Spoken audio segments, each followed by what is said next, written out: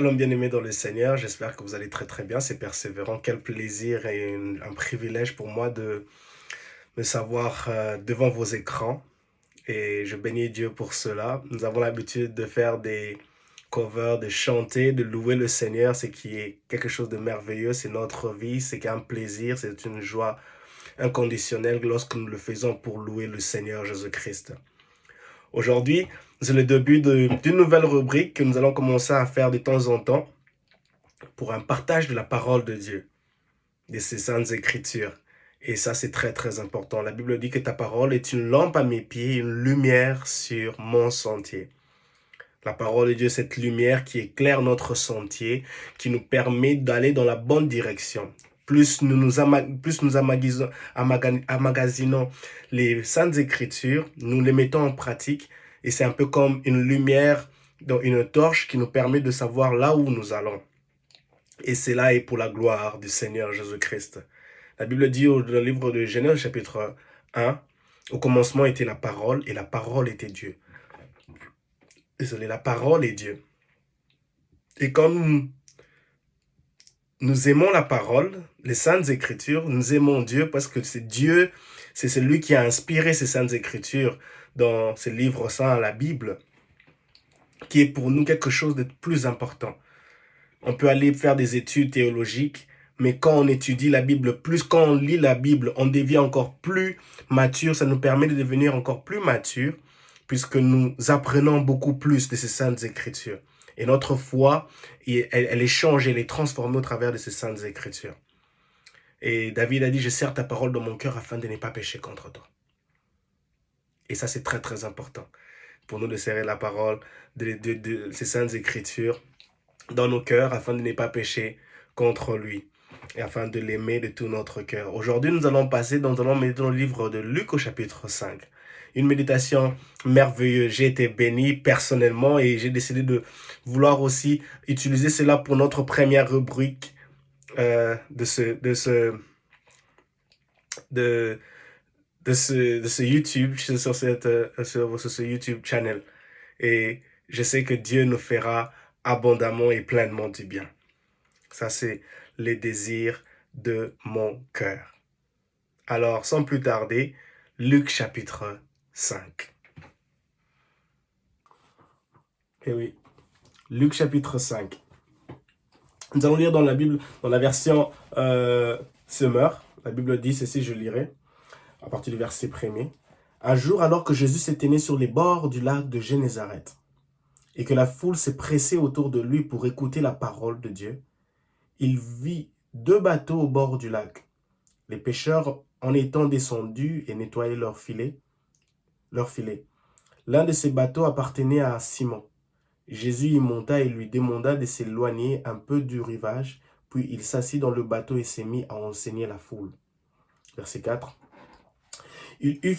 Quand il eut fini de parler, il dit à Simon, avance vers le large en eau profonde, puis vous jetterez vos filets pour pêcher. Verset 5. Maître, lui répondit Simon, nous avons travaillé toute la nuit et nous n'avons rien pris. Mais puisque tu me le demandes, je jeterai le filet. Ils jetèrent et prirent tant de poissons que leur filet menaçait de se déchirer. Alors il fit signe à leurs associés dans l'autre bateau de venir les aider. Ceux-ci arrivèrent et l'on remplit les 2 bateaux, au point qu'ils s'enfonçaient. En voyant cela, Simon-Pierre se jeta aux pieds de Jésus et lui dit, « Seigneur, éloigne-toi de moi, car je suis un homme pécheur. » En effet, il était saisi d'effroi ainsi que tous ses compagnons dans la pêche extraordinaire qu'il venait de faire. Verset 10. Il en était de même de Jacques et de Jean, fils de Zébédée, les associés de Simon. Alors Jésus dit à Simon, « N'aie pas peur, à partir de maintenant, ce sont des hommes que tu attraperas. » Verset 11. Dès qu'ils eurent ramené leur bateau au rivage, ils laissèrent tout et suivirent Jésus.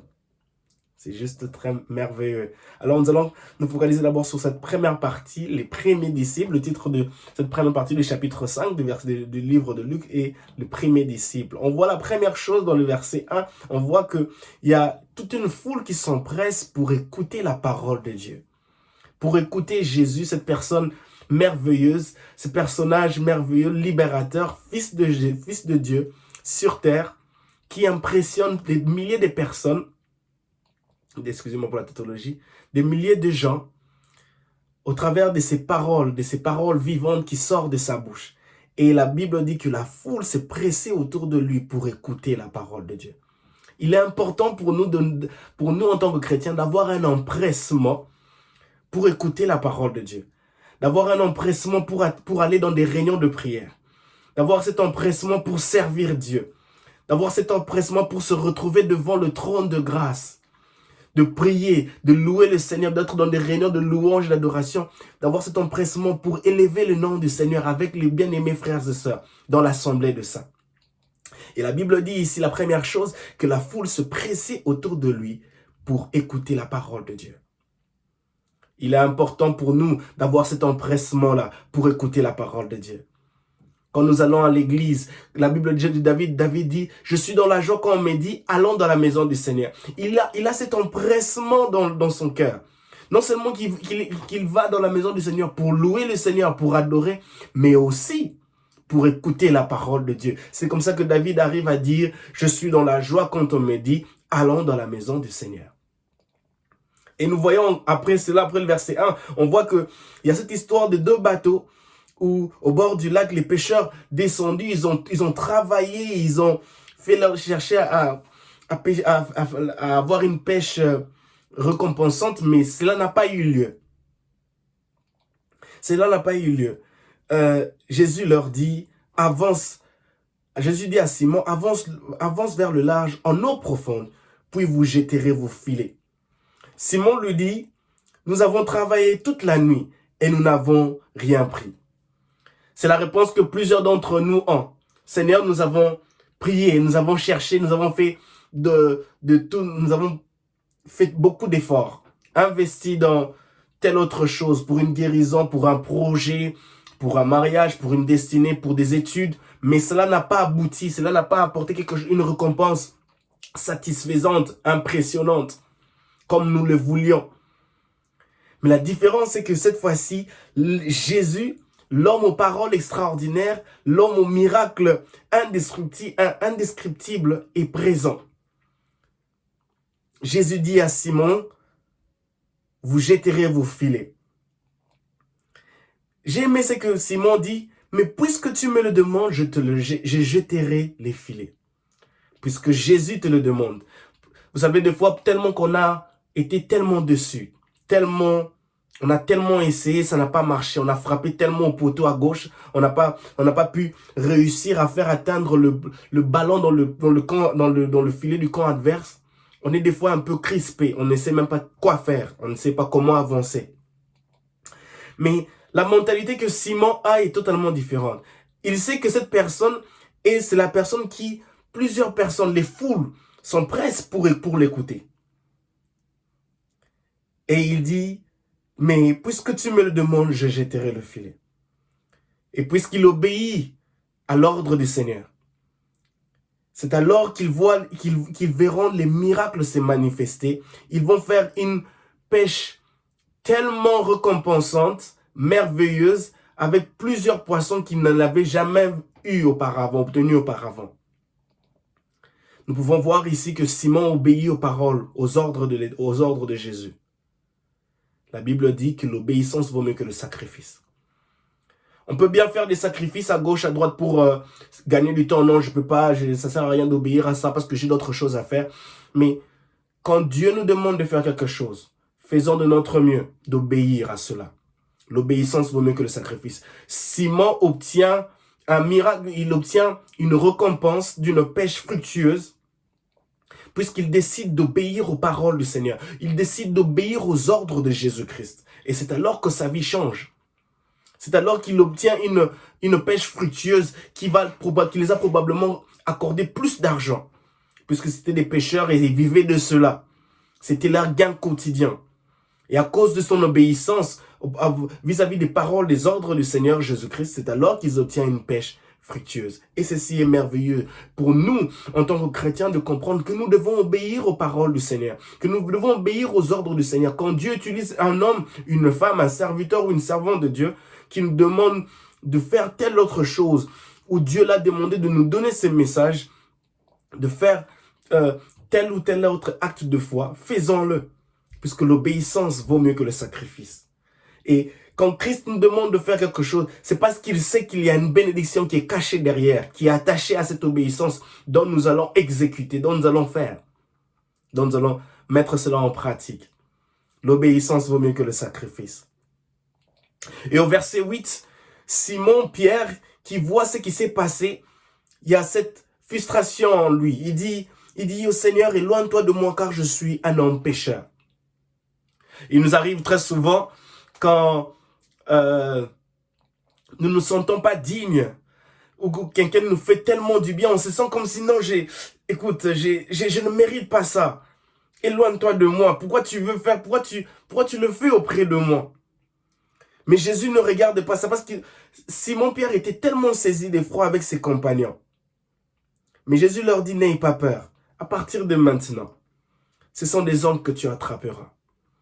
En fait, le miracle que Jésus a produit, c'était juste un symbole, un reflet, une comparaison de la multitude de personnes qu'ils allaient gagner à Christ, qu'ils allaient gagner à Christ. Il est ici important pour nous de savoir que nous, en tant que chrétiens, nous devons prêcher l'évangile. Jésus a dit, allez faire de toutes mes nations mes disciples. Annoncez la bonne nouvelle. Et Jésus dit à Simon ici, n'aie pas peur. À partir de maintenant, ce sont des hommes que tu attraperas.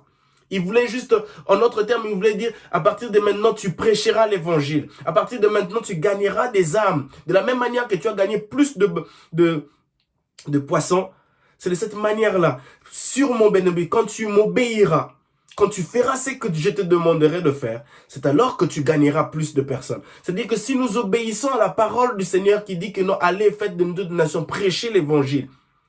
C'est alors que nous gagnerons des personnes. Ces personnes-là, que vous le vouliez ou pas, ces personnes que nous gagnerons à Christ, seront une bénédiction pour nous d'une manière ou d'une autre. La Bible dit, bénis soient les pieds de ceux-là qui annoncent la bonne nouvelle. Il y a une récompense attachée à ceux-là qui prêchent l'évangile. Il y a une récompense attachée à ceux-là qui prêchent l'évangile au travers de leur témoignage, au travers de leurs relations, dans leur travail, dans leur lieu de travail, à l'université, partout là où ils se retrouvent. Rien qu'au travers même de leur personnalité, ils prêchent l'évangile. Et il y a une récompense attachée à cela. Et toi qui me suis, il y a une récompense attachée à cela. Lorsque tu décides de prêcher l'évangile, il y a une récompense attachée à cela. Et le verset 11, il est juste merveilleux. La Bible dit, dès qu'ils eurent ramené leur bateau au rivage, ils laissèrent tout et suivirent Jésus. Ceci est merveilleux.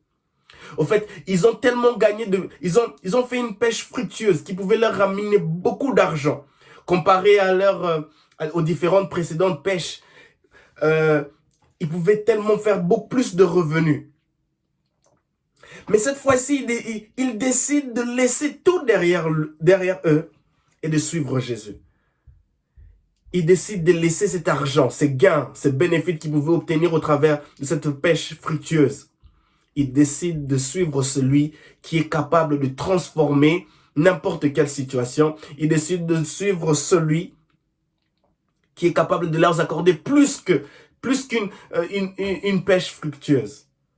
C'est lui, ils décident de suivre le maître de miracles. Ils décident de suivre celui qui a les paroles de la vie, celui qui est le chemin, la vérité et la vie, comme il est mentionné dans le livre de Jean, chapitre 14. Jésus dit, je suis le chemin, la vérité et la vie. Nul ne peut passer au Père sans passer que par moi. Ils décident de suivre celui dont les foules sont pressées pour l'écouter.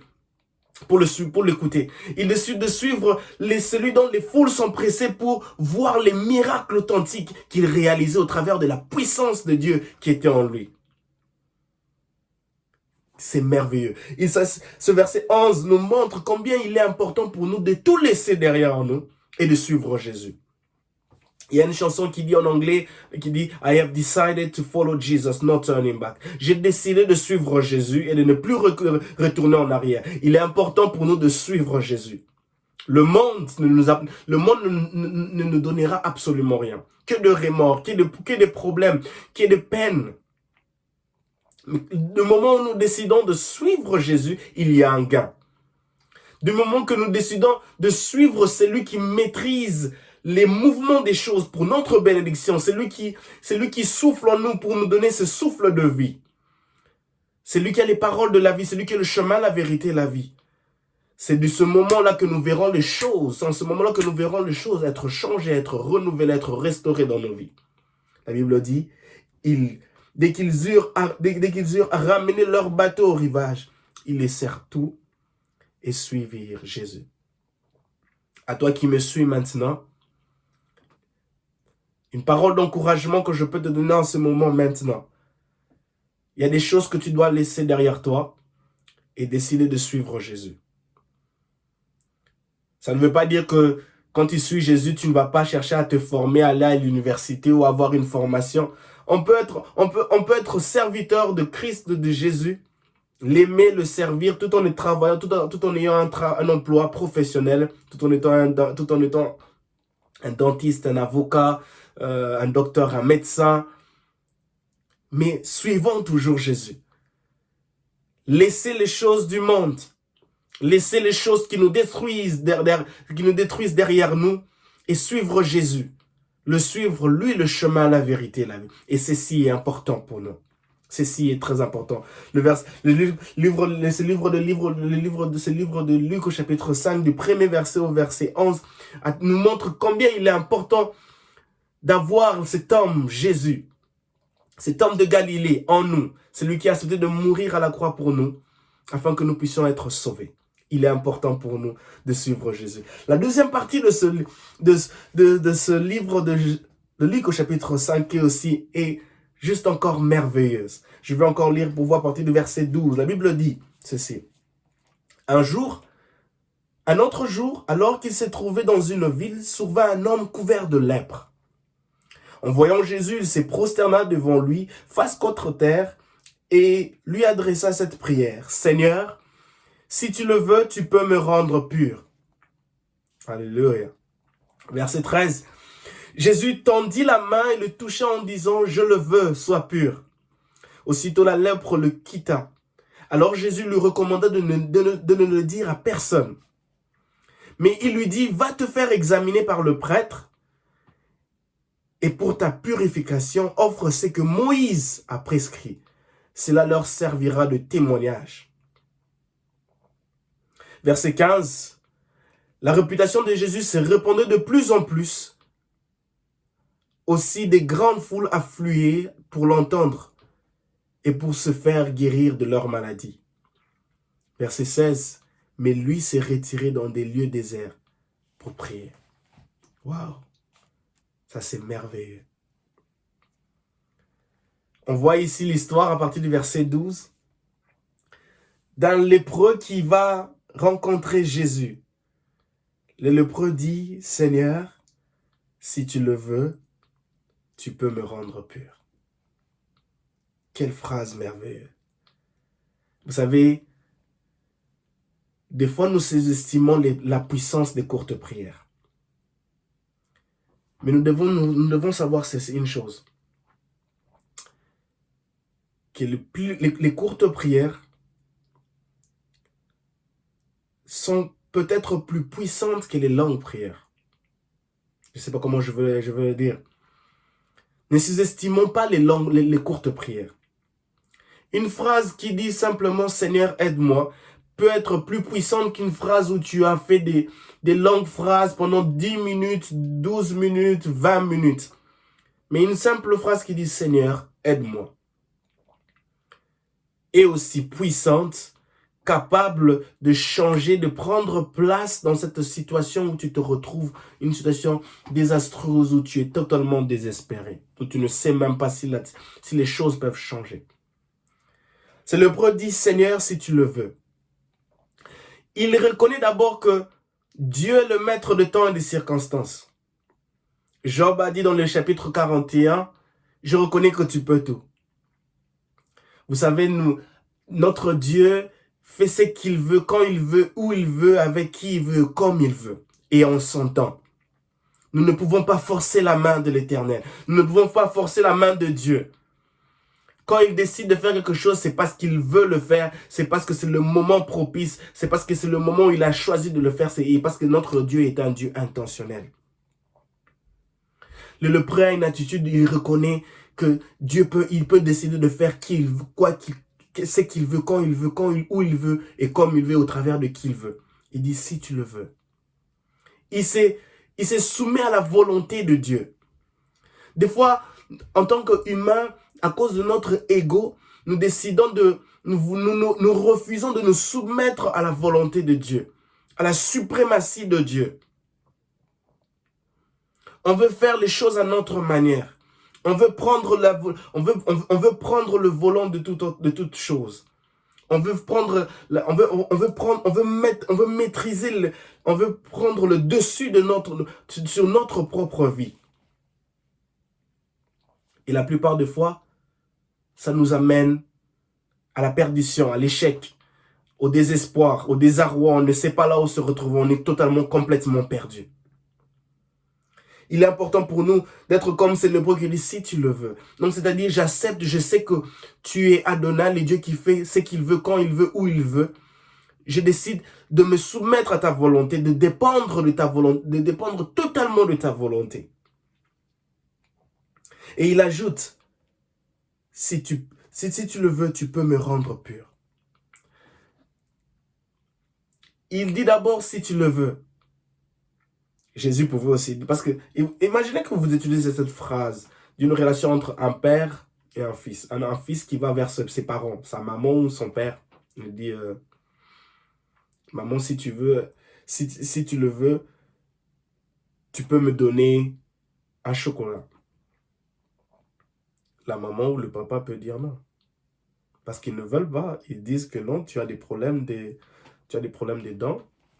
Je ne pense pas que tu mérites encore de manger des chocolats. Si tu le veux. Ça, c'est l'enfant, les parents décident. Ils décident carrément de dire non. Ils peuvent décider carrément de dire non et de dire oui. Et la réponse de Jésus dans cette histoire, elle est positive. Il dit, je le veux, sois pur.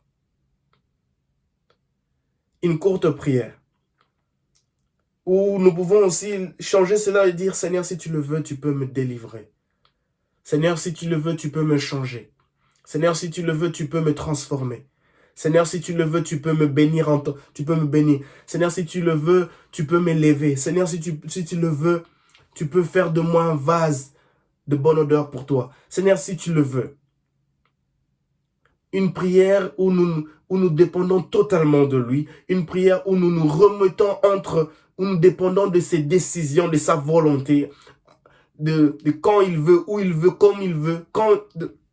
Nous dépendons totalement de lui. Seigneur, si tu le veux, tu peux me rendre pur. Que ce soit ta prière quotidienne, où tu dis à Dieu, Seigneur, pour cette situation, j'ai tellement attendu.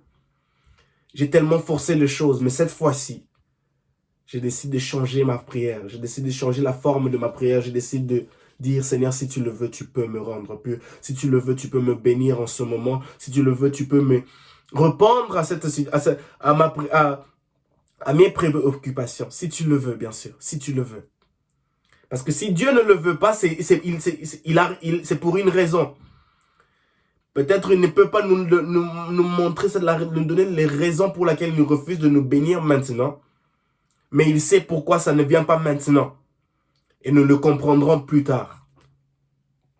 J'aime bien quelque chose du Bishop Sonny qui dit, il y a certaines réponses que nous le connaîtrons, il y a certaines réponses que nous ne les obtiendrons qu'au ciel.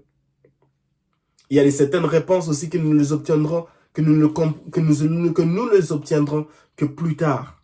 Peut-être après 2 ans, après 5 ans, après 10 ans. Et nous comprenons que, ah oui, Dieu avait raison de dire non dans le passé, il y a 5 ans passés. Dieu avait raison de dire non il y a 10 ans passés. Parce que notre Dieu est intentionnel. Et nous voyons quelque chose de merveilleux. Verset 15, la Bible dit que la réputation de Jésus s'est répandue de plus en plus. Il devenait de plus en plus populaire. C'est un peu comme un musicien qui fait sortir un single et la chanson est tellement jouée sur la radio et tout le monde connaît le refrain. Le musicien devient de plus en plus populaire.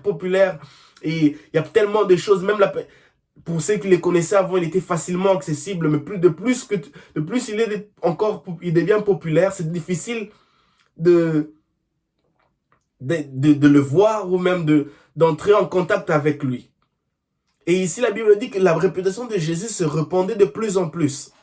En quelque sorte, en d'autres termes, Jésus est devenu de plus en plus populaire. Donc, tout le monde le connaissait. La Bible dit aussi, des grandes foules affluaient pour l'entendre et pour se faire guérir de leur maladie. Ça, c'est merveilleux. Jésus, l'homme qui guérit. Jésus, l'homme qui restaure. Jésus, l'homme qui parle, qui donne les foules sont pressés pour l'écouter parler. Et le verset 16 dit, mais lui s'est retiré dans des lieux déserts pour prier. Ceci est important. Je me m'atteler sur ce verset 16. Combien de fois d'entre nous, nous avons à un certain moment de la vie, nous sommes devenus populaires. À un certain moment de la vie, nous avons pris un certain piédestal. Nous nous sommes vus devenir la pièce motrice. Une prise de décision pour d'autres personnes. On a acquis une certaine réputation, une certaine renommée, une certaine notoriété dans un domaine ou dans un autre domaine. Et vous savez, les acclamations des gens qui nous entourent peuvent nous changer. Positivement, négativement aussi. Jésus, la Bible dit ici, le verset 15, qu'il devenait de plus en plus, sa réputation se répandait de plus en plus. Et les gens accouraient auprès de lui pour l'écouter et puis aussi pour se faire guérir de leur maladie. Mais le verset 16 dit, lui s'est retiré dans des lieux déserts pour prier.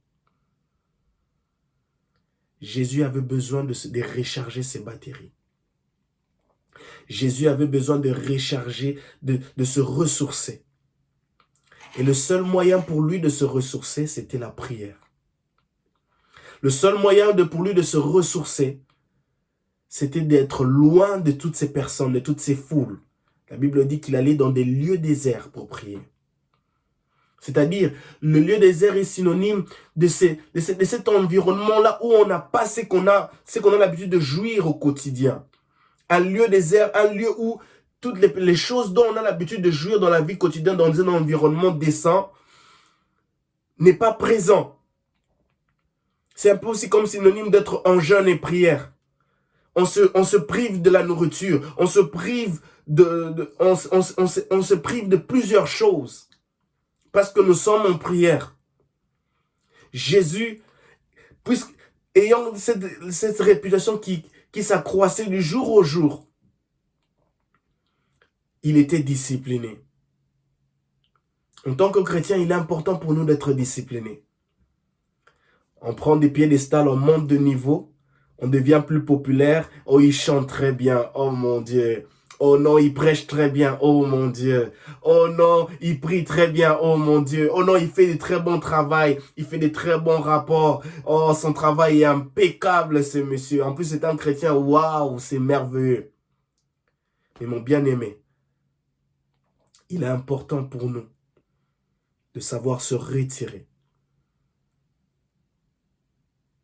pour prier.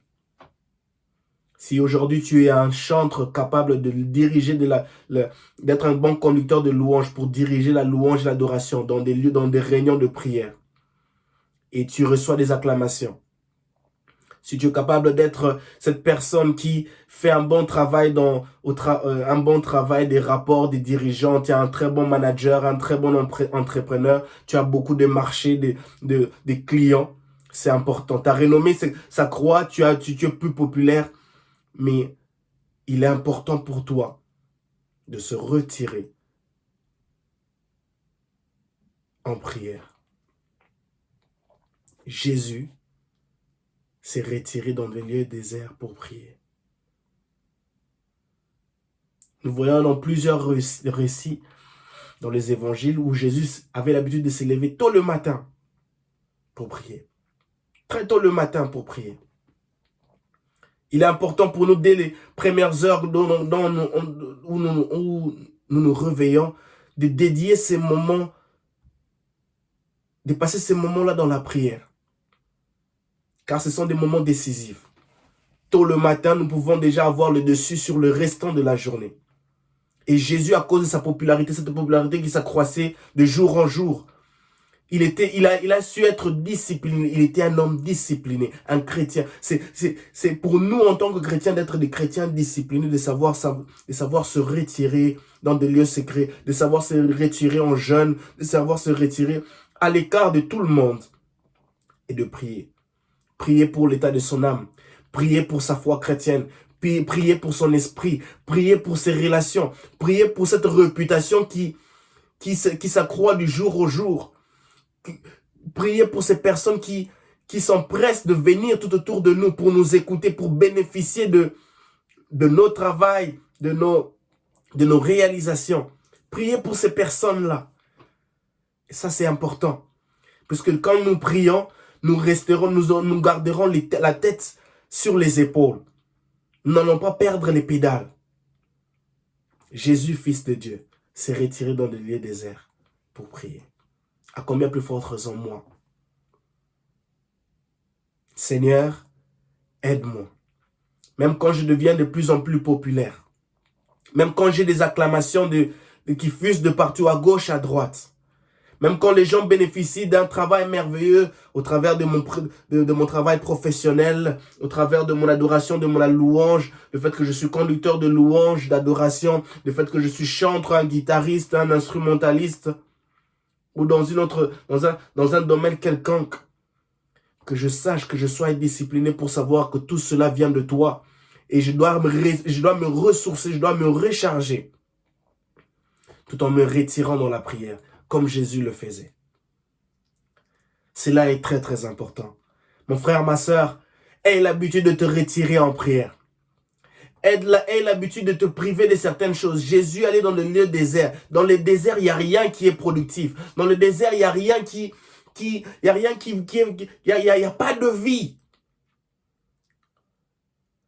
Il n'y a pas d'eau. L'eau, comme on dit, l'eau c'est la vie. Il n'y a pas d'eau dans le lieu désert. C'est désertique. Il n'y a pas la vie. Quand on parle déjà du mot désert, c'est quelque chose, il n'y a pas de vie. Donc Jésus se prive de tout ce qui est vie. Il va dans le désert pour prier.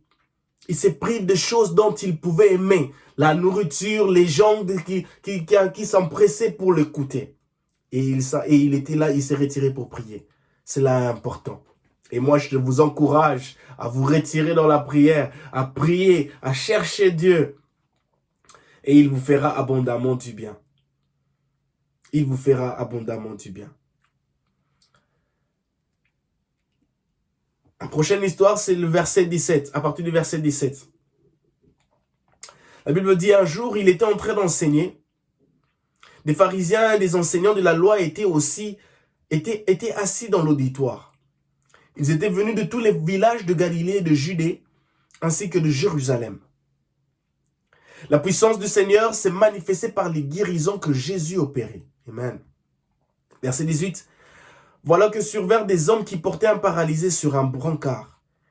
Ils cherchaient à le faire entrer dans la maison pour le déposer devant Jésus. Verset 19. Mais ils ne trouvèrent pas le moyen de parvenir jusqu'à lui à cause de la foule. Alors ils montèrent sur le toit, ménagèrent une ouverture dans les tuiles et firent descendre le paralysé sur le brancard, en plein milieu de l'assistance, juste devant Jésus. Verset 20. Alors il vit la foi de ces gens. Jésus dit, mon ami, tes péchés te sont pardonnés. Verset 21, les spécialistes de la loi et les pharisiens se mirent à raisonner et à dire, Qui est donc cet homme qui prononce les paroles blasphématoires, qui peut pardonner les péchés si ce n'est Dieu seul? Mais Jésus connaissait leur raisonnement. Il leur dit, pourquoi raisonnez-vous ainsi en vous-même? Qu'est-ce qui est le plus facile? Dire tes péchés te sont pardonnés ou dire lève-toi et marche? Eh bien, vous saurez que le Fils de l'homme a sur la terre le pouvoir de pardonner les péchés. Il déclara au paralysé, je te l'ordonne, lève-toi, prends ton brancard et rentre chez toi. Verset 25, aussitôt devant tout le monde, l'homme se leva, prit le brancard sur lequel il était couché et s'en alla chez lui en rendant gloire à Dieu. Tous furent saisis de stupéfaction. Ils rendaient gloire à Dieu et remplis de crainte, disaient, nous avons vu aujourd'hui des choses extraordinaires. Waouh! En tout cas, ça j'aime. Nous avons vu aujourd'hui des choses extraordinaires. Nous avons vu aujourd'hui des choses extraordinaires. En tout cas, c'est ma prière que Dieu te fasse voir des choses extraordinaires dans ta vie, dans ta famille, dans ton foyer, dans tes études, dans tes projets, dans tes finances, dans tous les domaines de ta vie, que Dieu te fasse voir des choses extraordinaires. Du verset 17 au verset 26, il y a cette histoire merveilleuse où Jésus est en train de faire ce qu'il a l'habitude de faire. Guérir les malades, annoncer la bonne nouvelle, où les gens s'empressent même de... On voit ici des pharisiens, des enseignants de la loi, qui sont là pour l'écouter. Ça, c'est merveilleux. Et ces pharisiens, des enseignants de la loi, c'est un peu comme aujourd'hui, un peu dans le contexte des hommes, des personnes du gouvernement, des hommes politiques, des personnes haut placées, qui sont là, qui se mettent pour écouter une personne qui apporte la parole du Seigneur, qui prêche l'évangile. Ça, c'est merveilleux. Ça, c'est bien ça. Il faut qu'en tant que chrétiens, nous arrivons à des niveaux où des hommes politiques, des hommes haut placés dans la société sont là, sont assis. Et ils écoutent la parole du Seigneur. Ils écoutent la parole qui vivifie. Ils écoutent la parole qui change et transforme. Ça, c'est important. Jésus est notre modèle. Jésus est l'exemple parfait. Si Jésus l'a fait, c'est que nous pouvons le faire. Remplir des stades avoir des réunions où des hommes politiques, des hommes haut placés dans la société sont là et nous prêchons l'évangile. Et nous annonçons la bonne nouvelle pour dire que Jésus leur aime, pour dire que Jésus est la vérité, Jésus est le chemin, la vérité et la vie. Et que c'est lui qui a les paroles de la vie pour transformer, guérir et changer. Verset 18, la Bible dit que voilà que survinrent des hommes qui portaient un paralysé sur un brancard. Il y a un paralysé, il ne peut pas marcher. Et ce sont des hommes qui le portent. Donc, ils le portent sur un brancard. Donc, c'est-à-dire qu'il y a un brancard, c'est-à-dire qu'il y a 4 personnes qui le portent. Un de chaque côté. Et le paralysé qui est sur le brancard. Ces personnes le portent, ils accourent vers celui qui guérit les personnes. C'est vers celui qui, dont les foules s'empressent pour l'écouter et pour voir et pour vivre et pour être guéris de leur maladie.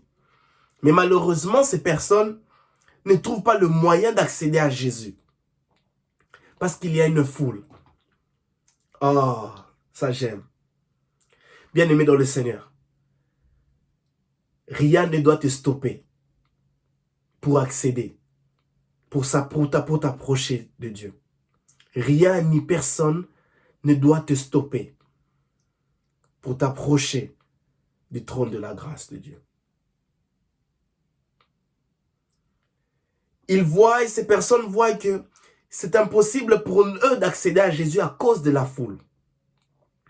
Mais ils cherchent une autre alternative. Vous savez, il y a l'histoire de Zachée. Zachée voit qu'il est tellement court de taille et il y a tellement une foule de personnes. Il décide de monter sur le sycomore. Rien ni personne ne doit t'empêcher de pouvoir accéder, de pouvoir t'approcher, de pouvoir atteindre Jésus. Ça, je le répète encore. Rien ni personne ne doit t'empêcher de pouvoir atteindre, de pouvoir t'approcher de Jésus-Christ. Ces hommes ont vu qu'il y avait une foule. Mais ils décident de voir plus loin. Ils décident de voir plus loin. Ils disent, nous ne pouvons pas rentrer comme cela. Nous devons chercher une autre alternative. Une autre option pour pouvoir atteindre Jésus. Vous savez, la plupart des fois, nous serons capables d'obtenir les miracles si nous avons une autre façon de voir les choses. Une autre perception. Si par exemple, cette femme à la perte de sang a décidé de dire, si je peux seulement que toucher le pan de sang. Au fait, c'est à ce moment-là que cette dame-là a été guérie.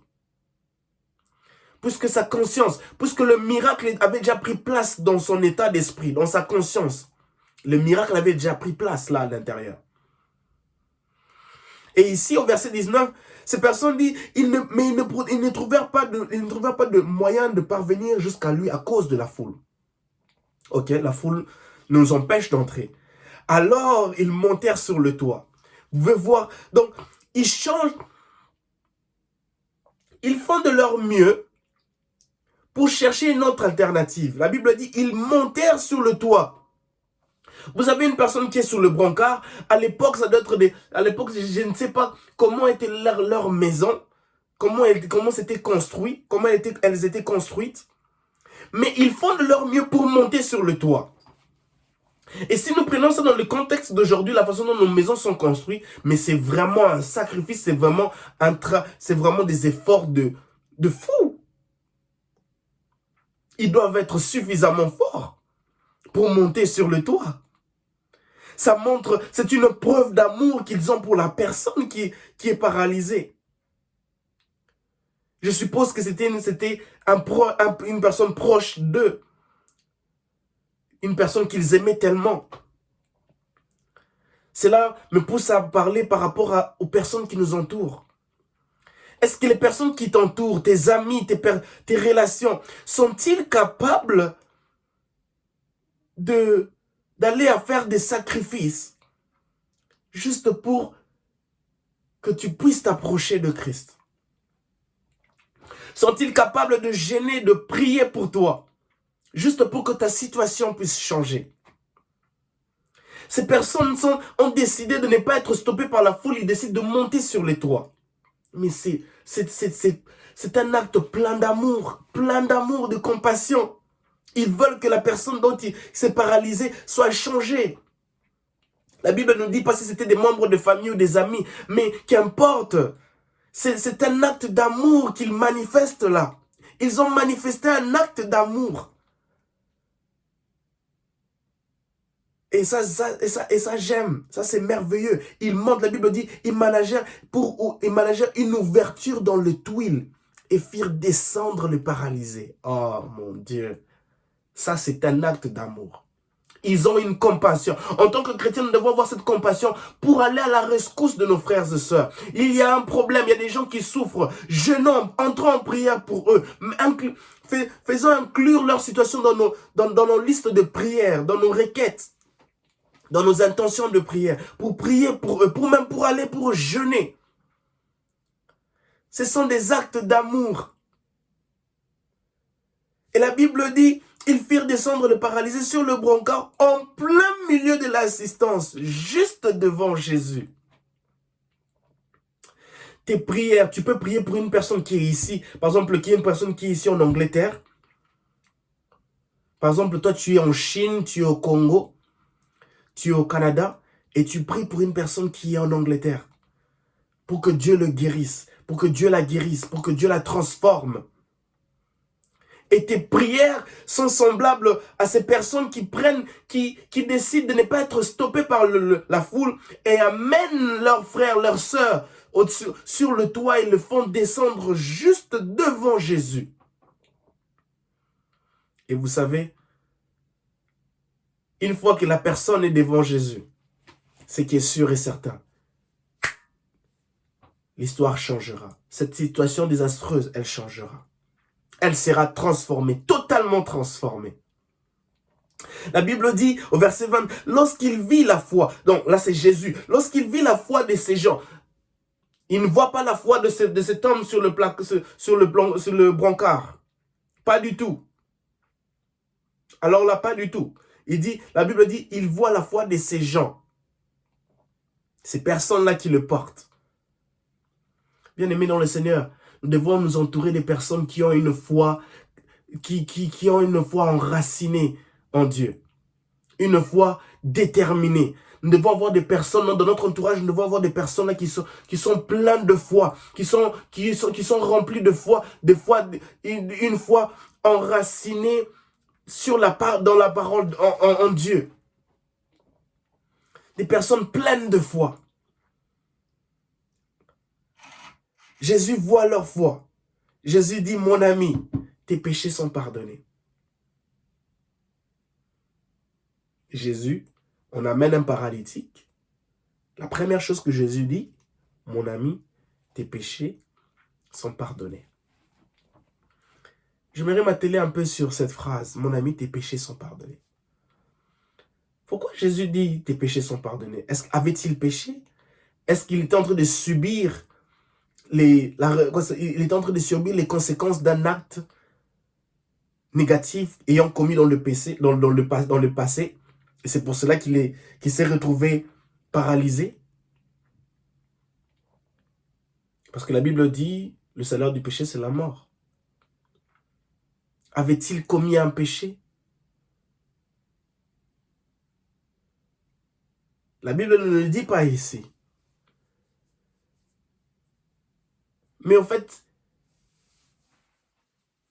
cette phrase, Jésus nous montre qu'il est important d'abord. Jésus s'attelle à l'intérieur. Si je dois le dire de cette façon. Que ton nom soit sanctifié, que ton règne vienne. Jésus s'adresse d'abord au fort intérieur de la personne. Vous savez, nous sommes humains, nous commettons des erreurs. Et sans le savoir, nous subissons certaines conséquences de ces erreurs que nous avons commises. Jésus dit, tes péchés sont pardonnés. Jésus d'abord s'occupe d'abord du fort intérieur, de son cœur, de son âme, de son esprit. Le péché à l'intérieur de nous. Le péché qui demeure dans nos cœurs. Jésus s'attaque à cela d'abord, à notre fort intérieur, pour les pardonner. Il est important pour nous. Nous serons capables de vivre certaines victoires, certaines délivrances, certains miracles, de palper certains miracles. Lorsque nous vivons dans la sanctification, lorsque nous avons cette attitude-là de nous repentir, de nous purifier, de demander pardon à Dieu, de nous purifier, de nous laver. Lorsque nous avons péché, lorsque nous sommes tombés, de nous relever le plus rapidement possible et décider de demander pardon à Dieu, de nous repentir, de nous sanctifier. La Bible dit que ton nom soit sanctifié. Nous devons sanctifier le nom de Christ en nous. En demandant à ce que, en croyant à l'œuvre de la croix, en disant que non, Christ est mort pour nous, il a son sang a coulé afin que mes péchés soient pardonnés. Jésus dit, mon ami, tes péchés sont pardonnés. Christ s'occupe d'abord de ce qui est à l'intérieur. Vous savez, le paralytique là, tu peux bien être guéri de paralysie parce que tu peux marcher, de ta paralysie. Mais l'important, c'est l'intérieur. Ce qui est plus important, c'est ton âme. Ce qui est plus important, c'est ton fort intérieur. Ce qui est plus important, c'est ce qu'on ne peut pas voir. C'est ton âme, c'est ton esprit, c'est ton cœur. Le péché, il est dans notre cœur. Le péché, il est à l'intérieur de notre cœur. On ne peut pas voir cela. On ne peut pas voir la jalousie. Une personne peut te sourire, mais cette personne-là est jalouse. Cette personne-là a des projets qu'il veut contre toi, des projets tellement purement méchants, sataniques, machiavéliques, si je peux le dire, qui veut nuire à ta vie. Mais Jésus ici, il s'attelle là, il dit, tes péchés sont pardonnés. Jésus pardonne d'abord ses péchés. Jésus veut faire de ça, veut le purifier, veut le rendre pur, veut veut qu'il soit pur, il veut qu'il soit sanctifié. La sanctification nous accordera, nous permettra d'obtenir certaines victoires facilement. Comparé à d'autres personnes qui feront tellement des efforts. Mais lorsque nous marchons dans la sanctification, nous verrons être capables d'obtenir des guérisons, des délivrances, des changements de la plus simple des façons. Il est important pour nous de marcher dans la sanctification. Très important. Et à la suite de ce verset, on voit que les spécialistes et les pharisiens se mirent à raisonner, où ils sont en train de se poser la question, comment est-ce que cette personne peut pardonner les péchés? Parce qu'ils savent que non, il y a tellement toute une procédure, il y a toute une procédure à faire, des sacrifices, tout un rite qu'ils doivent faire pour avoir les péchés, pour voir les péchés être pardonnés. Aujourd'hui, nous bénéficions de l'œuvre de la croix qui nous rend purs, qui nous sanctifie, qui nous délivre. Puisqu'aujourd'hui, je n'ai plus à offrir des sacrifices pour avoir mes péchés être pardonnés. Je n'ai qu'à me repentir et à dire, Seigneur, pardonne-moi de mes péchés. Merci pour l'œuvre de la croix. Merci pour ton sang qui me purifie. Le sang que tu as versé à la croix me purifie et me rend juste et me justifie. Jésus entre en discussion avec ces personnes. Ils le font voir et il dit au verset 24, « Eh bien, vous saurez que le Fils de l'homme a sur la terre le pouvoir de pardonner les péchés. » Jésus a le pouvoir de pardonner tes péchés. Les hommes n'ont pas le pouvoir de pardonner tes péchés. Les hommes, il y a d'autres personnes qui seront rancuniers, qui garderont encore ce que tu as fait. Ils vont jamais oublier cela. Mais Jésus a le pouvoir de pardonner le péché. Non, il a seulement le pouvoir d'enseigner dont les foules sont presses pour l'écouter. Non seulement il a le pouvoir de guérir les gens qui sont malades, mais aussi il a le pouvoir de pardonner les péchés. Jésus a le pouvoir de pardonner mes péchés. Ne te sens jamais gêné de t'approcher devant Jésus pour le dire, Seigneur Jésus, je suis tombé encore dans ce péché, aide-moi. Je refuse de toujours revenir auprès de toi avec les mêmes péchés. Je te prie que tu m'aides à changer, à surmonter, à grandir, à devenir plus mature dans ma foi chrétienne, afin que je puisse éviter ces péchés chéris. Jésus a le pouvoir de pardonner les péchés. Et ensuite, Jésus déclara aux paralysés, je te l'ordonne, lève-toi. Prends ton brancard et rentre chez toi. Ce paralytique-là est descendu et s'est retrouvé devant Jésus sans ces personnes qui l'avaient amené. Mais c'est lui-même qui prend son brancard et il rentre chez lui. Une fois que je me retrouverai devant Jésus, une fois que tu te retrouves devant Jésus, le problème dont tu étais venu, le problème là qui t'est bercé, c'est maintenant toi qui prendras ces problèmes-là et tu pourras les jeter où tu veux le faire jeter et tu verras ta vie être changée. Ça, c'est merveilleux. C'est juste merveilleux. Le verset 25 dit, « Aussitôt devant tout le monde, l'homme se leva, prit le brancard sur lequel il était couché et s'en alla chez lui en rendant gloire à Dieu. » Oh oui, c'est ma prière. C'est ma prière que tu vois ta situation être changée, que tu vois tes problèmes, que tu te vois recevoir la réponse à toutes tes questions, à toutes tes frustrations. Que tu reçoives la solution à tous tes problèmes et que tu rentres chez toi en rendant gloire à Dieu. On te pose la question, mais pourquoi tu es tout joyeux?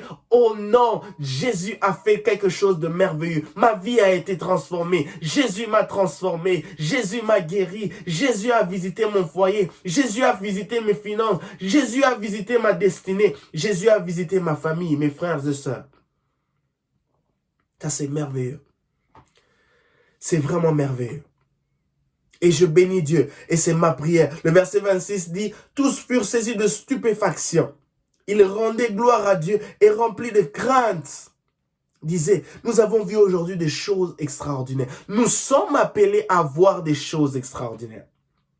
C'est ma prière et que tu puisses vivre des choses extraordinaires. Luc chapitre 5, le verset 26 dit, « Nous avons vu des choses extraordinaires. » Ils ont vu des miracles, les miracles que Jésus a fait. Et c'est ma prière que je puisse voir, que tu puisses être capable de palper des choses extraordinaires dans ta santé, des choses extraordinaires dans ton foyer, des choses extraordinaires dans ton ministère, des choses extraordinaires. Nous avons vu aujourd'hui des choses extraordinaires. Seigneur, ma prière pour mon frère et ma sœur, que nous puissions être capables de vivre, de palper des choses extraordinaires dans tous les domaines de nos vies, dans nos entreprises, dans le nom de Jésus-Christ. Telle est ma prière. Ceci est merveilleux. Oh, les écrits. Des fois, comme vous savez, il y a un plaisir, il y a une joie lorsque nous méditons la parole. C'est pour cela que Dieu a dit que à Moïse, à Josué, que ce livre de la loi ne s'éloigne pas de ta bouche. Médite-le jour et nuit. Il y a du succès, il y a la joie, il y a des révélations, il y a des enseignements profonds que tu obtiendras rien qu'en lisant la parole de Dieu, en te donnant une certaine discipline à une heure précise pour méditer la parole de Dieu, pour chercher à découvrir qu'est-ce qui s'est passé, qu'est-ce que je dois faire en tant que chrétien, quelle est ma réponse, quelle est mon attitude vis-à-vis de ce verset biblique. Ceci est important. Ceci est important. Et nous continuons encore, maintenant nous allons vers le verset 27. Ça, c'est maintenant la troisième histoire. Après cela, Jésus s'en alla et vit en passant un collecteur d'impôts nommé Lévi, installé à son poste de péage. Waouh! Il appela en disant, suis-moi. Verset 28. Cet homme se leva, laissa tout et suivit Jésus.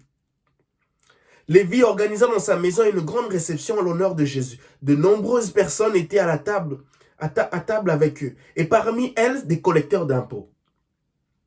Verset 30, les pharisiens et les spécialistes de la loi qui appartenaient à leur parti s'indignaient et interpellèrent les disciples de Jésus. Comment pouvez-vous manger et boire avec ces collecteurs d'impôts, ces pécheurs notoires? Le verset 31 dit, Jésus leur répondit, ceux qui sont en bonne santé n'ont pas besoin de médecins. Ce sont les malades qui en ont besoin. Verset 32, ce ne sont pas des justes, mais des pécheurs que je suis venu appeler à changer. Oh, gloire au Seigneur Jésus pour ces passages. Verset 27 jusqu'au verset 32. Ceci est juste merveilleux. Nous voyons ici Lévi, un collecteur d'impôts, qui était à son poste. Et Jésus le dit, suis-moi. À toi qui me suis maintenant. Tu peux être dentiste, tu peux être infirmier, tu peux être chauffeur, peu importe ta profession. Ton travail n'exclut pas le fait que tu dois suivre Jésus. Ta profession n'exclut pas que le fait que tu dois servir Jésus. Ta profession, tes occupations n'excluent pas que tu dois suivre Jésus. Le servir, l'aimer de tout ton cœur. Nous voyons ici Lévi, un collecteur d'impôts. Une personne importante dans la société. Parce que ce qu'il fait, c'est l'argent qu'il reçoit, elle fait partie des revenus du gouvernement qui s'inclut pour le développement d'une province, d'une nation, d'un pays. Peu importe ton occupation, peu importe ta profession, cela n'exclut pas que tu dois suivre Jésus. Cela n'exclut pas que tu dois servir Jésus. Cela n'exclut pas que tu dois aimer Jésus de tout ton cœur. Cela n'exclut pas que tu dois le louer. Cela n'exclut pas que tu dois te mettre au service de Jésus. Tu peux être dentiste et servir Jésus dans l'église en tant que protocole. Tu peux être ministre et servir Jésus dans l'église en tant que directeur des médias. C'est possible. Que le piédestal, que le niveau que nous avons dans la société ne nous empêche pas de servir Christ. Ne nous empêche pas de suivre Jésus. Verset 28, cet homme se leva et laissa tout et suivit Jésus. Donc, il montre qu'il laisse tout et suit Jésus. Il décide de suivre cette personne qui, dont les foules s'empressent pour l'écouter. Parce que Jésus l'a dit, suis-moi. Et il décide de laisser tout et suivre Jésus. La Bible dit, Lévi organisa dans sa maison une grande réception en l'honneur de Jésus. Un homme, un collecteur d'impôts, il a une certaine notoriété, une certaine prise de décision. Il organise une grande réception en l'honneur de Jésus. De nombreuses personnes étaient à table, et parmi elles des collecteurs d'impôts. Donc, Lévi, il invite d'autres collecteurs d'impôts, ses amis, ses collègues, ces personnes de haut classé dans la société. Elles sont là à cette réception organisée en l'honneur de la personne de Jésus. Jésus qui, dont les foules sont pressées pour l'écouter. Ces collecteurs d'impôts à l'époque avaient cette image-là de tracasser des personnes, les gens, de leur demander de l'argent, même des personnes qui les fouillaient aussi. On le voit aussi dans la vie aujourd'hui, où il y a des personnes qui fouillent de payer leurs impôts. Parce que peut-être d'autres en ont, d'autres n'en ont pas. Et les collecteurs d'impôts, c'est un peu comme ces personnes-là qui courent derrière les gens, qui les tracassent, qui les ennuient, qui sont un peu comme la police, quoi. Et Lévi invite ces personnes, ses collègues, ils sont là, à table, en l'honneur de Jésus. Et les pharisiens, les spécialistes de la loi, ces personnes-là, ils viennent encore, ils disent, ils sont tellement indignés et interpellent les disciples. Interpellent les disciples de Jésus. Ils ne vont pas directement à la personne de Jésus. Ils ne vont pas directement. C'est ce qui est un peu bizarre. Là, ils auraient mieux fait d'aller vers Jésus. Non, ils vont chez les disciples. Ils vont chez les disciples. Ils disent aux disciples, comment pouvez-vous manger et boire avec des collecteurs d'impôts, ces pécheurs notoires?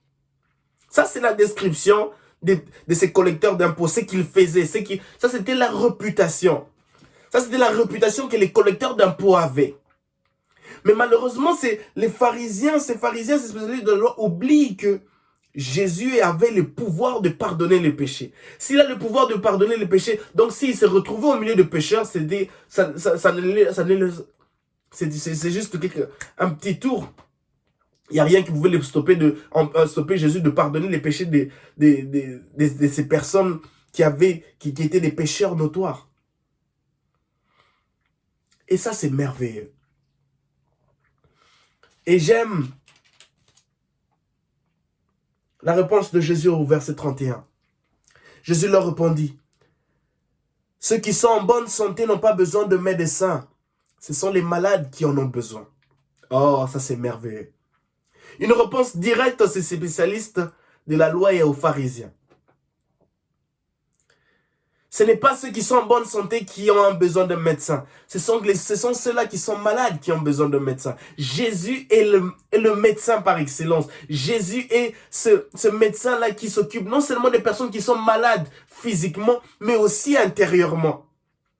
Ça montre que même tu n'es pas paralysé physiquement, mais dans ton cœur, dans ton âme, dans ton esprit, tu es paralysé. Il y a tellement de choses qui t'ont frustré, il y a tellement de choses qui ne marchent pas dans ta vie, et tellement tu es arrivé à un niveau, tu es paralysé. Tu ne sais plus comment progresser dans la vie. Tu ne sais pas comment évoluer dans la vie parce que tu es paralysé.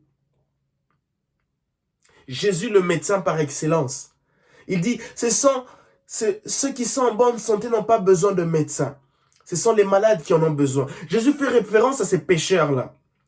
Ou nous pouvons faire référence à ces païens, à ces personnes qui ne connaissent pas Christ. Ces personnes qui ne connaissent pas Christ ils sont comme des malades. Ils ont tellement de choses en eux qui ne marchent pas, des frustrations, des peines. Ceci est important. Nous devons être des personnes qui apportent la bonne nouvelle. La bonne nouvelle, c'est leur dire que Jésus leur aime. La bonne nouvelle, c'est leur dire que leur vie peut être changée. La bonne nouvelle, c'est pour leur dire qu'ils ne sont pas des bons à rien. La bonne nouvelle, c'est pour leur dire qu'ils ont une destinée radieuse. La bonne nouvelle, c'est pour leur dire que Dieu a un projet de paix et non de malheur pour eux. La bonne nouvelle, c'est pour leur dire qu'ils sont appelés à vivre et non à mourir. La bonne nouvelle, c'est pour leur dire qu'il y a de l'espérance pour leur futur. La bonne nouvelle, c'est pour leur dire que 1000 tomberont à leur côté, 10 000 à leur droite, ils ne seront pas atteints. Ça, c'est la bonne nouvelle. Dire à ces personnes, dire à ces malades-là, ces malades qui sont malades intérieurement, pour leur dire qu'il y a de l'espérance pour leur futur. Pour leur dire que Jésus a les paroles de la vie, pour leur dire qu'il est le chemin, la vérité et la vie. Pour leur dire qu'il est le divin potier. Pour leur dire que c'est lui qui pardonne le péché. Jésus se retrouve à la table dans une fête qui est organisée en son honneur. Combien de fois nous nous retrouvons dans des fêtes qui sont, peut-être ce n'est pas organisé en notre honneur, où il y a des invités d'honneur là-bas. Il y a des personnes que nous ne connaissons pas nécessairement. Profitons de ces occasions pour prêcher l'évangile. Profitons de ces occasions pour annoncer la bonne nouvelle. Pour dire à quelqu'un, j'ai écouté ton histoire, mais écoute, Jésus est capable de te changer. Jésus est capable de te guérir. Jésus est capable de te transformer. Chaque occasion qui se présente devant nous doivent être des occasions pour nous pour prêcher l'évangile, pour gagner une âme à Christ, pour gagner une âme à Christ, pour dire à quelqu'un que Jésus leur aime, pour dire à quelqu'un qu'il y a de l'espérance pour leur futur en Jésus-Christ. Jésus, l'homme qui guérit. Jésus, l'homme qui attire des foules pour écouter ses paroles. Jésus, l'homme qui a la puissance, la capacité de pardonner nos péchés. Informer à ces personnes qui sont des pécheurs notoires, que Jésus est capable de leur transformer, que Jésus est capable de pardonner leurs péchés, de changer leur réputation. Oh, j'aime ceci. Ceci est merveilleux. Ne sous-estimons pas les gens. Ne refusons pas les gens. Ne chassons pas les gens. Aimons-les tels qu'ils sont. Elles sont malades. C'est pour cela que Dieu les a mis à nos côtés, afin que nous puissions apporter des paroles de vie. Soyons des solutions, soyons des machines de solutions, soyons des machines de remède, soyons des machines de bénédiction. Soyons des machines de guérison pour ceux-là qui sont dans le besoin. Soyons des machines de solutions pour ces gens-là. Ceci est important, ceci est important, ceci est important, mon bien-aimé frère, mon bien-aimé, ma bien-aimée sœur. Ceci est important. Et la dernière histoire, c'est du verset 33 jusqu'au verset 39. La Bible dit, certains lui demandèrent les disciples de Jean, comme ceux des pharisiens, jeûnent fréquemment et font des prières, alors que les tiens mangent et boivent. Il y a une différence, il y a une comparaison qui est en train d'être faite ici. Verset 34. Jésus leur répondit, comment les invités de noces peuvent-ils jeûner pendant que le marié est avec eux? Le temps viendra où celui-ci leur sera enlevé. Alors, en ce jour-là, ils jeûneront. Et il utilisa la parabole suivante. Personne ne coupe un morceau d'habit neuf pour rapacier un vieux vêtement. Sinon, on abîme l'habit neuf. Et la pièce d'étoffe qu'on y aura découpée ne va pas avec le vieil habit. Verset 37. De même, personne ne met dans des vieilles outres du vin nouveau. Sinon, le vin nouveau les fait éclater. Il se repent et les outres sont perdues. Verset 38. Non, il faut mettre le vin nouveau dans des outres neuves. Verset 39. Bien sûr, quand on a bu du vin vieux, on n'en désire pas du nouveau. En effet, on s'est dit, le vieux est meilleur. J'aime cette histoire. Verset 33 jusqu'au verset 39. Ceci est merveilleux. Il y a une comparaison qui est en train d'être faite entre les disciples de Jean qui sont en train de jeûner fréquemment et font des prières alors que les disciples de Jésus boivent et mangent. En fait, ces personnes qui posent la question se réfère à cette fête qui est organisée par Lévi à l'honneur de Jésus. Mais Jésus redit que la réponse de Jésus est magnifique. Elle est merveilleuse. Jésus leur répondit, comment les invités d'une noce peuvent-ils jeûner pendant que le marié est avec eux? Verset 35. Le temps viendra où celui-ci leur sera enlevé. Alors, ces jours-là, ils jeûneront. Ces temps-là, c'est maintenant. Où Jésus est monté dans la gloire, il reviendra, parce que Jésus reviendra bientôt. Jésus reviendra bientôt. Et Jésus dit, Jésus fait allusion à lui-même, le temps viendra où celui-ci leur sera enlevé, alors ces jours-là, ils jeûneront. Jésus nous rappelle qu'il est important pour nous de jeûner. Puisqu'il n'est plus ici, puisqu'il revient bientôt. Et puisque nous attendons Jésus, et puisque nous sommes dans l'attente de son retour, pendant que nous l'attendons, nous devons jeûner pour fortifier notre âme, jeûner pour nous ressourcer, jeûner pour nous rapprocher encore plus de lui, jeûner pour pouvoir monter de niveau spirituel, jeûner pour devenir encore plus mature. Le jeûne, c'est quelque chose qui nous permet, c'est quelque chose qui nous permet de nous rapprocher plus de Dieu, de mettre de côté ce que nous aimons le plus, ce que nous chérissons, mais aussi de devenir encore plus mature, de monter des niveaux spirituels. Le jeûne est important.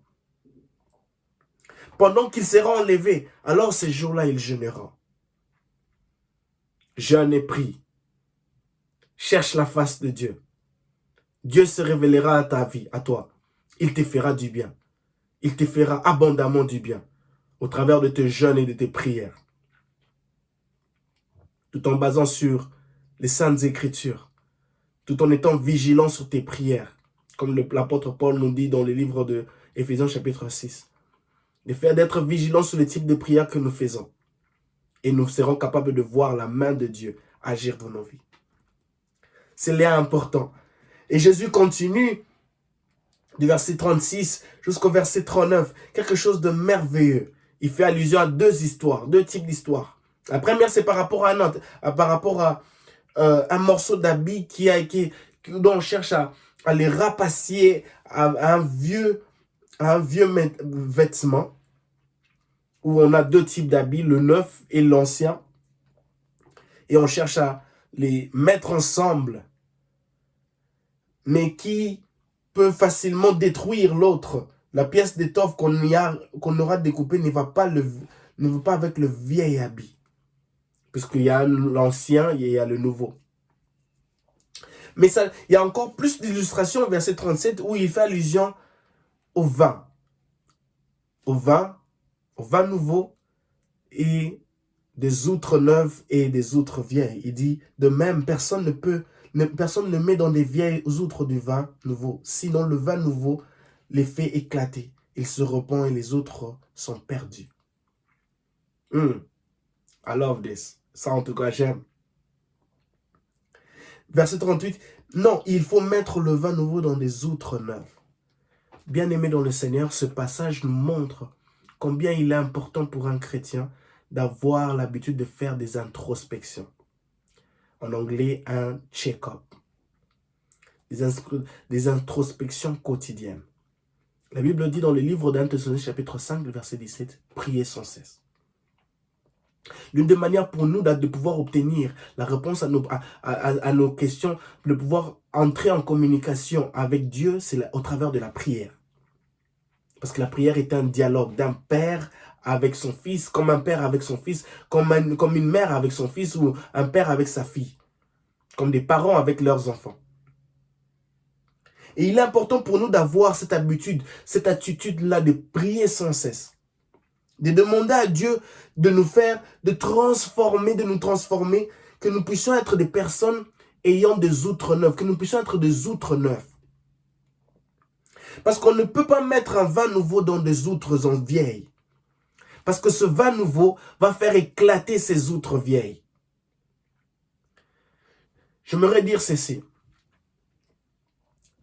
Deux fois, nous prions, Seigneur, bénis-moi. Seigneur, oh Seigneur, je veux une bénédiction. Mais le vrai problème, c'est que, comment est cette bénédiction qui viendra? Où sera contenue cette bénédiction? Sera-t-elle contenue dans une outre vieille ou dans une outre neuve?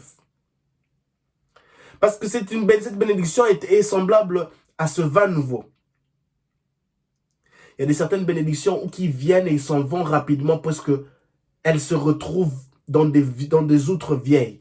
Et ces outres vieilles finissent par éclater et on est surpris. Et on est surpris de voir comment la bénédiction dont on avait tant attendu s'en allait comme ça, comme du vent.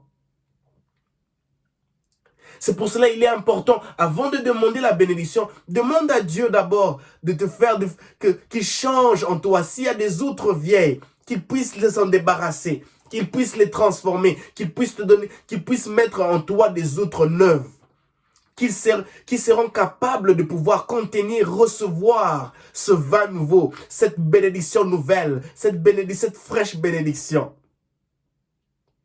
Ceci est important pour nous de comprendre cela, bien-aimé dans le Seigneur. Demande à Dieu qu'il fasse de toi une outre neuve.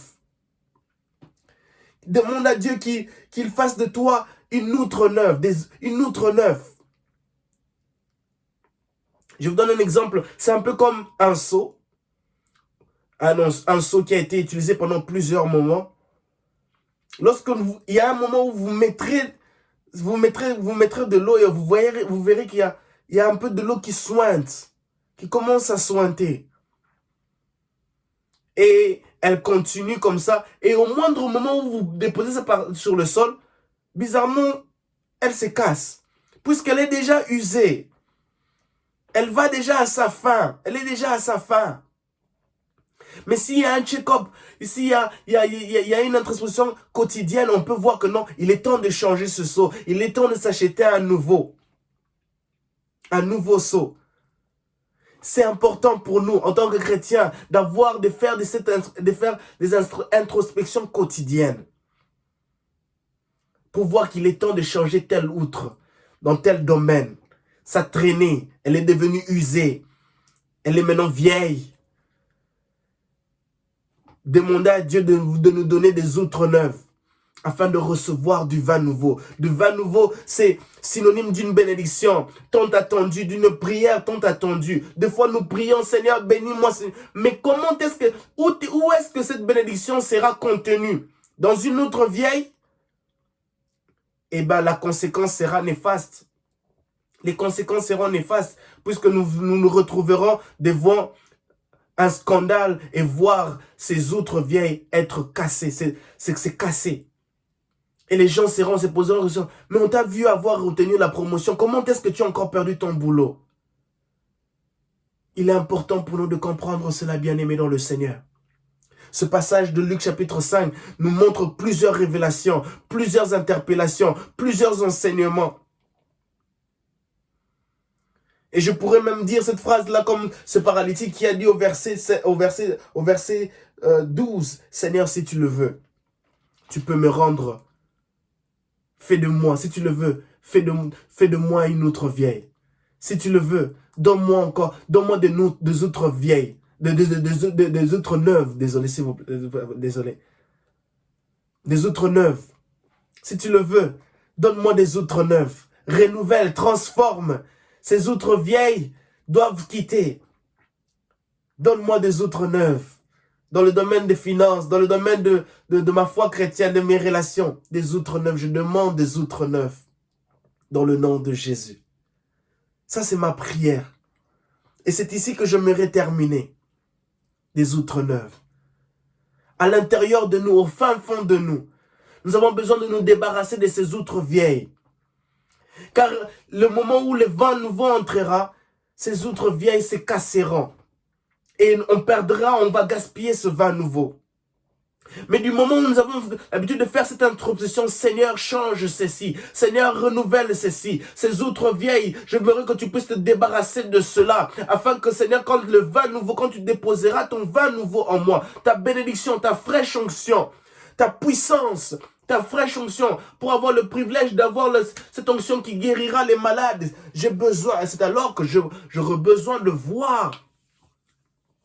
C'est alors qu'il est important pour nous d'avoir des outres neuves. Il est important pour nous que notre vie en soi soit une outre neuve. Mon frère, ma soeur, que ta vie en soi soit une outre neuve. Que ton foyer, que ta famille, que ton ministère, que tes occupations, même ton travail, même ta profession soit une outre neuve. Où Dieu dépose sa puissance, où Dieu dépose son onction, où Dieu dépose ses bienfaits, où Dieu dépose les bénédictions. Et une fois reçu ces bénédictions, nous devenons des machines de bénédictions pour d'autres personnes.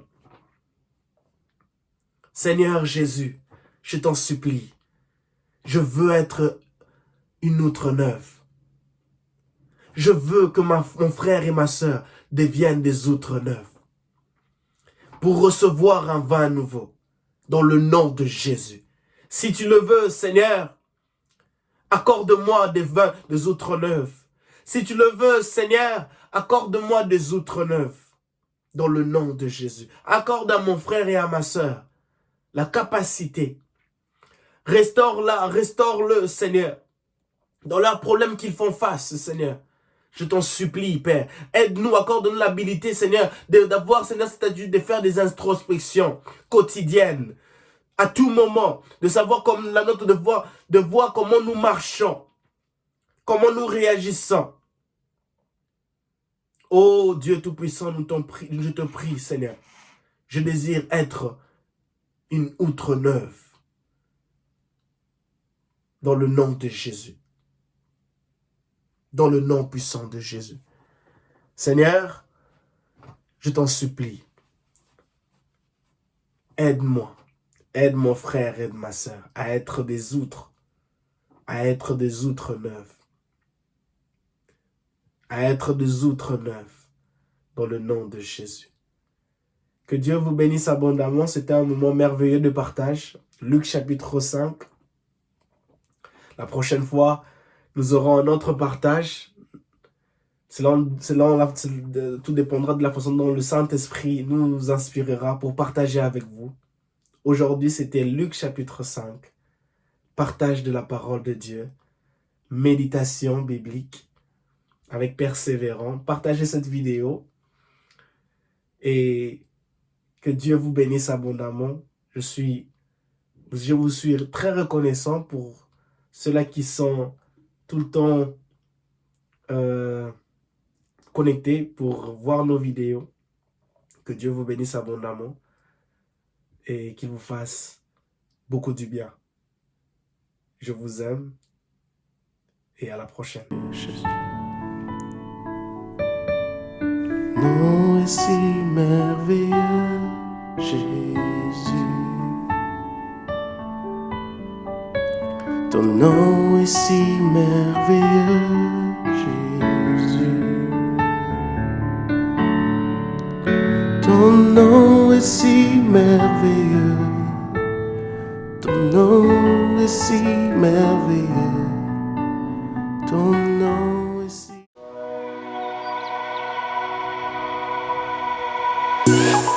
Salut, c'est Persévérant. J'espère que vous allez tous bien. Abonnez-vous à ma chaîne pour plus de vidéos d'édification et d'encouragement. A plus.